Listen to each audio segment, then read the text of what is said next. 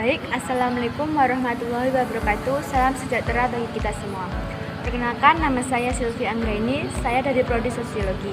Di sini saya akan membahas sebuah materi tentang perbedaan teori konflik menurut tiga tokoh, yaitu Lewis Carcer, Ralph Dahrendorf, dan Reda Collin. Untuk mengetahui perbedaan tiga teori tersebut, mari kita simak video ini bersama-sama. Baik, pertama kali di sini saya akan membahas perbedaan definisi konflik menurut tiga tokoh. Pertama, menurut Lewis Carcer mendefinisikan konflik terjadi di masyarakat tidak selalu menunjukkan sebuah nilai negatif maupun nilai kerusakan, namun juga menunjukkan sebuah dampak positif bagi masyarakat itu sendiri. Konflik juga sebuah interaksi atau sifatnya diingkari keberadaannya. Yang kedua yaitu menurut Ralph Dahrendorf, di mana konflik yang mengasumsikan tidak lepas dari Marx yang berfokus pada kelas kapitalisme yang memandang bahwa masyarakat merupakan sistem sosial yang mempunyai kepentingan yang berbeda. Sehingga teori ini muncul sebagai reaksi dan fungsional yang memperhatikan suatu gejala konflik di masyarakat.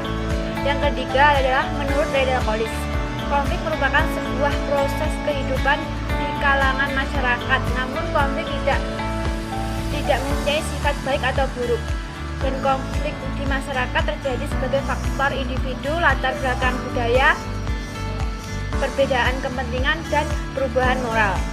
Selanjutnya saya akan membahas perbedaan dari segi konsep menurut tiga teori tersebut. Pertama, menurut Lewis Carcer, yaitu konflik bersifat instrumental. Kemudian fungsi konflik dari segi positif, di mana kelompok yang berkonflik dapat lahir kembali lalu dapat mengelompokkan tersebut mengembangkan identitasnya.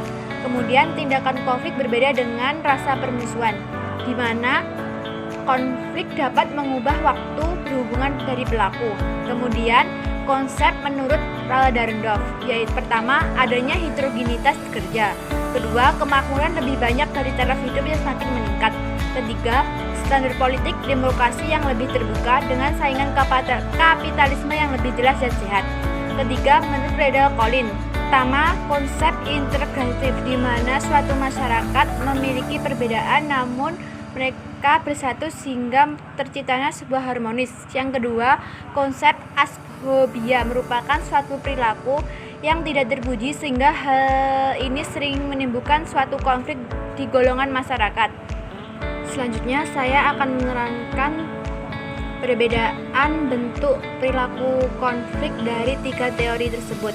Pertama, menurut Lewis Carcer, konflik berdasarkan bentuk, yaitu konflik realita adalah konflik yang berasal dari kekecewaan individu maupun kelompok yang dimana atas kekecewaan sistem maupun tuntutan terhadap hubungan sosial.